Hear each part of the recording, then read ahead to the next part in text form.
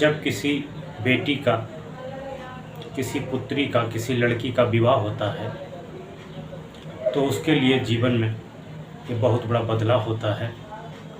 उसके लिए एक नई दुनिया, नए जीवन का शुभारंभ होता है।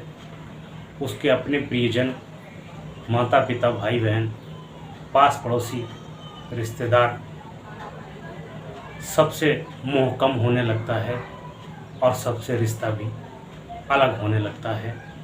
अभी तक मायके में थी तो उसके सारे अपने थे, अब वही सब अपने उसके रिश्तेदार में बदल जाएंगे।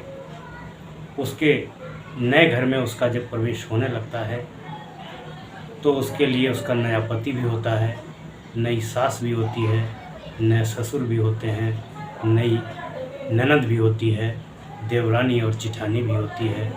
उसके तमाम नए रिश्ते बदल जाते हैं, घर भी बदल जाता है, उसकी सूझबूझ और उसकी जिम्मेदारियां भी बढ़ जाती है।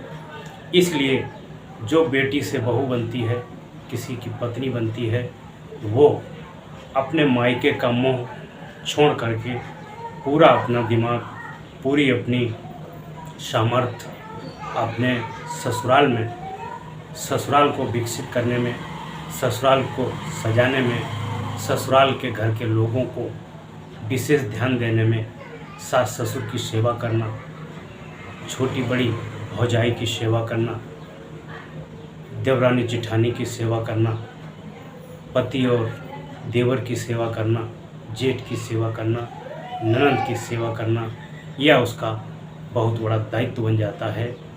जो बेटी इस दायित्व को निभा लेती है वह धर्मपत्नी कहलाती है। बेटी अपने ससुराल का काम निपटाने के बाद में जब थोड़ा समय मिलता है तो फ़ोन निकाल करके अपने माता पिता, भाई बहन, सगे संबंधी मायकों से हालचाल पूछ लेती है।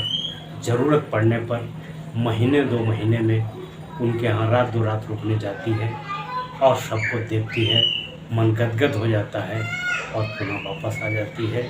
फिर उसके बाद में अपनी सारी योग्यताएँ, अपनी सारी कलाएँ अपने घर को विकसित करने में लगा देती है, अपने पति की सेवा करती है, अपने पति को कभी भी अपशब्द नहीं कहती है, अपने देवर और जेठ को समय से चाय नाश्ता देती है, अपने सास ससुर को ऐसे रखती है जैसे लोग अपनी रेग में, अपनी अलमारी में, अपनी तिजोरी में लक्ष्मी और गणेश को रखते हैं, ऐसे सास ससुर को रखती है।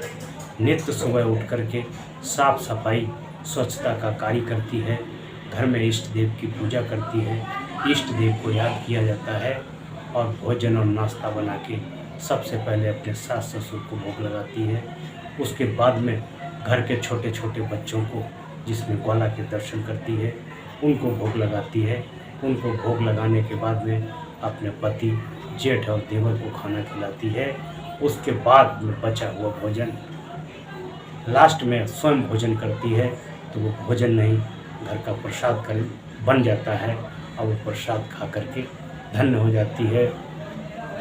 किसी भी माँ बहन में मीट, मछली, अंडा, दारू, मुर्गा, शराब, बीड़ी, खैनी, तंबाकू, गुटखा खाने का स्वभाव नहीं है। गुरु का गुरुमंत्र है और गुरु का ध्यान भी किया जाता है।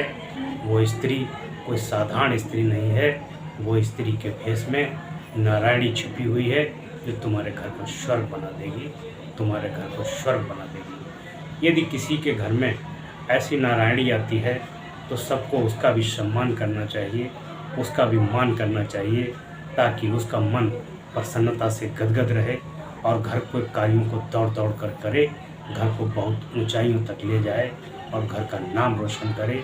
और जिसको ऐसी नारी मिली है, जिसको ऐसी नारी का पति बनने का सौभाग्य प्राप्त हुआ है, कृपया उनसे भी अनुरोध करूँगा, अगर आपकी नारी में नारायणी का दर्शन हो रहा है तो आप भी समझ जाइए, आपके अंदर भी नारायण वाले गुण विकसित होने चाहिए। आपके अंदर कामचोरी, आलस्य, जुआ खेलना, शराब पीना, मुर्गा, मछली, अंडा, भैंसा, मुर्गा, सुअर, कबूतर, खरगोश खाना, पुड़िया खाना, तंबाकू खाना, खैनी खाना, दुराचार करना, व्यवहार गलत करना, कर्कश आवाज़ करना, अगर ये सब गुण हैं तो कृपया उनको त्याग दीजिए और मधुर मधुर आवाज़ से परिवार को लेकर चलिए, पास पड़ोसियों को लेकर चलिए, रिश्तेदारों को लेकर चलिए। यदि आपकी स्त्री नारायणी बनने की क्षमता रखती है तो आप भी नारायण बन जाइए, तभी आपका जीवन मंगलमय होगा, घर में सुख शांति होगी और सारे कलह कलेश विदा हो जाएंगे।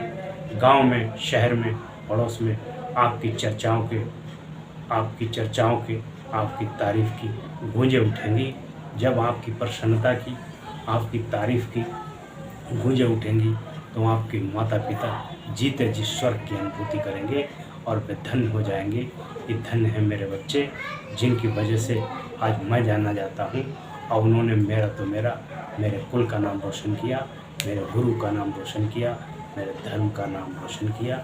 इसलिए सत्य के मार्ग पर चलने से जो आनंद है वो रुपया पैसा, धन दौलत, गाड़ी घोड़ा, कोठी बंगला, मकान में नहीं है। यदि आपस में प्रेम है, स्नेह है तो घर में बैठ के दाल रोटी खा लेंगे, चटनी रोटी खा लेंगे। जो आनंद परस्पर के प्रेम में है वो गाड़ी घोड़ा बंगला में नहीं।